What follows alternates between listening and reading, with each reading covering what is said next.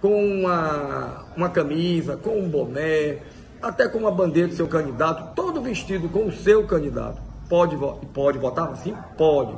Desde que você vá, realize seu voto, saia da escola, volte para sua casa, evite ficar com outras pessoas, mesmo que caladas, nas portas das escolas, reunidas, porque isso pode caracterizar, quem vai caracterizar é o juiz, é o Poder Judiciário, mas a boca de urna. A manifestação silenciosa de propaganda, camisa, pode, desde que seja algo pessoal, particular. Não pode ser pago, não pode estar sendo financiado por um grupo, por um deputado, por um candidato.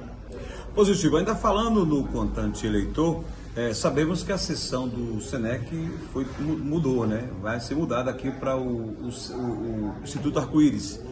O eleitor perdeu com isso? O que é que foi feito aí? O eleitor vem direto para cá? Como é que funciona aí essa mudança? Tem alguma perca para o eleitor ou só mesmo andar, se deslocar até aqui o Instituto para votar, Ângelo? A vantagem de estar no interior é que é tudo muito perto. Quando você está em Salvador, quando você muda uma escola de votação, geralmente você não consegue uma escola tão próxima, tão capacitada, né? Então tudo é muito distante, envolve ônibus, táxi, metrô e por aí vai. Aqui em Esplanada as coisas são perto. A distância do antigo SENEC, que tinha se transformado em SESI, para estar no fundo da prefeitura antiga, está quase que ao lado do Fórum de Justiça. Então não é o prédio da educação infantil, não é este prédio, é o prédio do ginásio, né, que está colado ao restaurante Happy Hour. Então, todas as sessões que funcionavam no SENEC, elas foram mudadas, elas vieram para o Instituto Arco-Íris, por força maior, porque o colégio SENEC foi demolido para a escola modelo que vai ser colocada, criada, que vai ser construída no local. Então nós não tivemos opção, a opção foi fazer essa transferência e graças a Deus eu acho que vai funcionar bem. Então todo mundo que votava no antigo SENEC já sabe que na eleição vem aqui para as proximidades do fórum para votar no Instituto Arco-Íris. Positivo. Esse ano vamos ter um juiz eleitoral, né, praticamente titular da cidade, né? O ano passado tínhamos um juiz, mas não era titular, mas assumiu também o eleitoral durante as eleições municipais. Esse ano temos um juiz titular que vai presidir as eleições 2022 também, né, Ângelo? Exato. Nós estamos com o nosso juiz eleitoral, que também é um juiz da comarca, doutor Augusto Iuso, tá? Desculpe, eu ainda pensando em doutor Augusto. Dr. Augusto Iuso foi o juiz da última eleição. Dr. Iago Ferraro. É a primeira vez que ele vai ser juiz em eleição. Fantástico. Aqui eu aproveito para fazer meu agradecimento ao Dr. Augusto Iuso. Quem conhece ele sabe. E agora estamos com outro juiz que eu reputo que Esplanada teve um grande ganho. As pessoas ainda não conhecem bem, porque ele é jovem, mas extremamente interessado, capacitado, vem dando uma baixa em sentenças extraordinária. Ontem ele estava mostrando a quantidade de processos que ele já me sentenciou aqui no Poder Judiciário. Não são nem processos eleitorais, porque o acervo aqui estava muito grande pela falta de juiz titular. E ele, Dr. Iago Ferraro, é um juiz que vai estar atento a tudo da eleição, com o apoio da Justiça Eleitoral, da nossa equipe. E eu tenho certeza que as demandas que forem surgindo, que a gente sabe que a eleição tem os conflitos, hoje nós temos esse problema de radicalização muito grande. E a outra coisa que a gente pede à população, gente, vamos votar com a serenidade. Nós estamos numa comunidade que quase todo mundo se conhece, quase todo mundo tem laços de família, laços afetivos, laços de amizade muito forte. E a gente não pode deixar uma questão política, né? Isso não é democracia. Democracia é eu saber que você vota no PDT, ou que você vota no PL, ou que você vota no PT, ou que você vota no PL, né? No União Brasil, naquela manifestação onde vai haver a propaganda eleitoral, comunica a Polícia Militar para não, vamos dizer assim, não gerar problema com outro evento marcado para o mesmo dia e horário, no mesmo local. Então a Polícia Militar, a partir daí, vai agendar aquele evento. E se um outro grupo político que quiser fazer um evento no mesmo dia e horário e no mesmo local, a Polícia Militar vai dizer, olha, já tem um evento agendado. Então é importante que se agende para não haver choque entre dois eventos. Esse agendamento não é com o cartório eleitoral, é com a polícia militar do seu município, ok?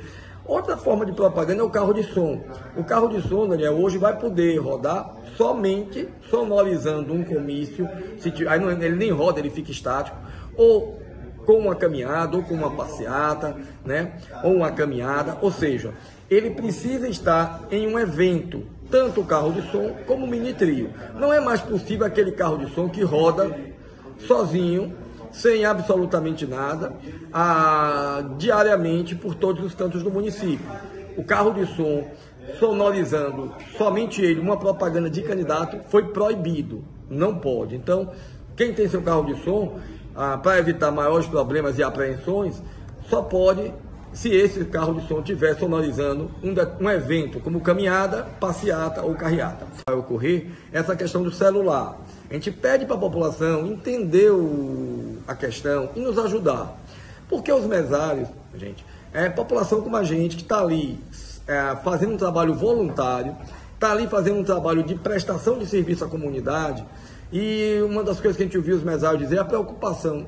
Porque muitas vezes a pessoa que vai votar quer entrar com o celular na cabina de votação. E o TSE, hoje, a gente sabe que baixou resolução e não aceita a entrada de eleitor com o celular. Então, o que é que a gente pede? Que as pessoas, ao chegarem na sua cabine de votação, na sua sessão eleitoral, e deixem o celular na mesa do presidente. E quando este perguntar se você está portando o celular, você diga, vou botar aqui na mesa. Vota e pega seu celular.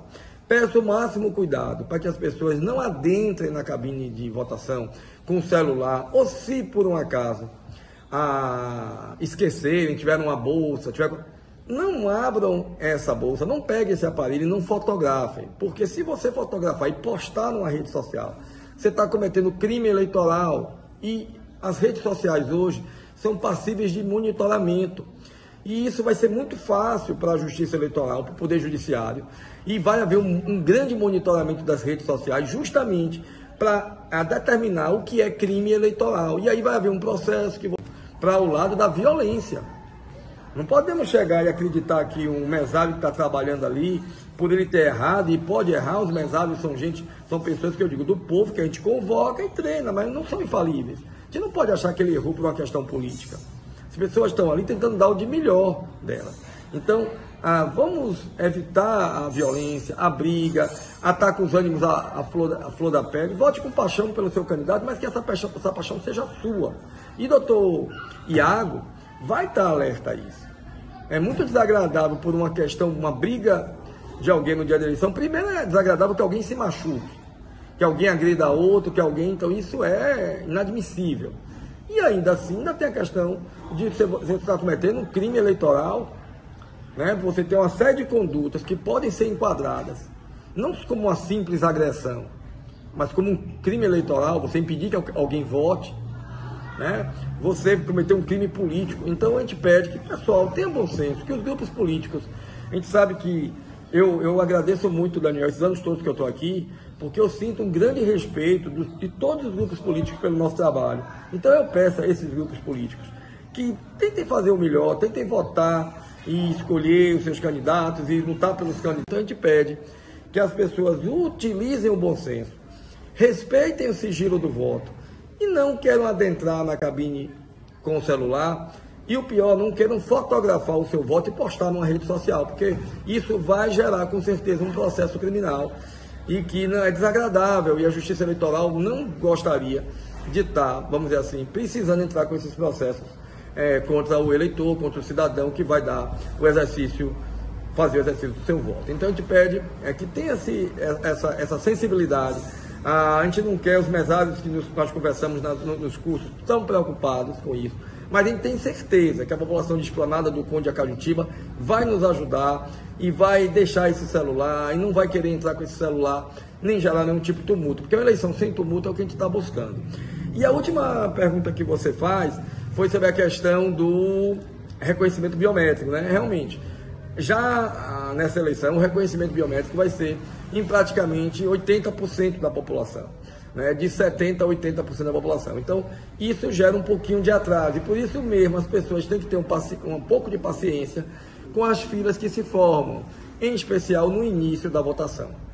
Positivo. Inclusive, você falava aí há pouco sobre algumas proibições, coligações ou partidos que queiram fazer uma carreata, como é que se procede? É preciso informar vocês, a Polícia Militar, como é que procede, Ângelo? Eu vou falar que também é fundamental a gente falar, é sobre a propaganda em postes, em árvores, em bancos. Não pode. A gente não pode colar adesivo, não pode colocar cartaz nos equipamentos públicos, nem equipamento urbano, nem aqueles públicos de cunho público. Exemplo, um restaurante, ele é particular, mas ele é uma concessão do poder público. Um banco, ele é particular, mas ele é uma concessão do poder público. Ah, mas eu posso colar numa placa de sinalização? Não pode, ali é um equipamento público, num banco de jardim, numa árvore. Então a gente pede que a propaganda eleitoral esteja onde ela pode estar, que é nos vidros dos carros, naquele vidro traseiro, o adesivo microperfurado em todo o fundo do veículo pode, no veículo, desde que não passe de meio metro quadrado, né, na parte do fundo, na parte das portas laterais, tá? Não se pode botar mais de um adesivo. Ah, mas o adesivo tinha meio metro, mas se você botar 2 ou 3 juntos, ele aí faz o efeito outdoor. Não pode o efeito outdoor, tá? Pode entregar santinho, pode botar uma mesa na calçada, desde que não atrapalhe o fluxo das pessoas, para entregar material de campanha, como o santinho, por exemplo, não há problema. A propaganda de bandeira pode, mesmo desde que ela possa ser movimentada, ela não pode ser fixa. Assim, a gente precisa ter cuidado, porque se eu quero botar um adesivo de meio metro quadrado, posso botar na janela da minha casa, sem problema algum. Mas eu não posso botar na janela de um hospital, de um bar, porque ali ela já está num equipamento que teve concessão pública, tá bom? E a propaganda móvel, que é essa de bandeira, que é a mais comum que a gente vê, ou a entrega de santinho, pode ser feita sem problema até o sábado. Falar ainda um pouquinho de propaganda, que no domingo não pode nenhum tipo de propaganda. A gente pede mais uma vez à comunidade de Esplanada, do Conde Acalhutiba, gente, evita fazer boca de urna, que é entregar santinhos no domingo. Você tem até o sábado para entregar, até o sábado à noite, entrega todo tipo de santinho que você tiver, mas evita aquela prática de querer ficar nas portas das escolas, nas praças principais, entregando material no dia da eleição, porque isso vai caracterizar a boca de urna. Também te pede que aquelas bandeiras que foram utilizadas até o sábado, no domingo, não estejam presentes na eleição. O eleitor deve evitar, aquele eleitor que eu digo é o contratado, eu não falando bem do eleitor, estou falando daquelas pessoas que são contratadas para fazer o serviço das bandeiras, aí no domingo elas querem estar como eleitores ali, e aí elas querem ficar juntas com bandeira. No domingo não deve ser feito manifestação, somente a manifestação do eleitor, silenciosa. Significa, Daniel,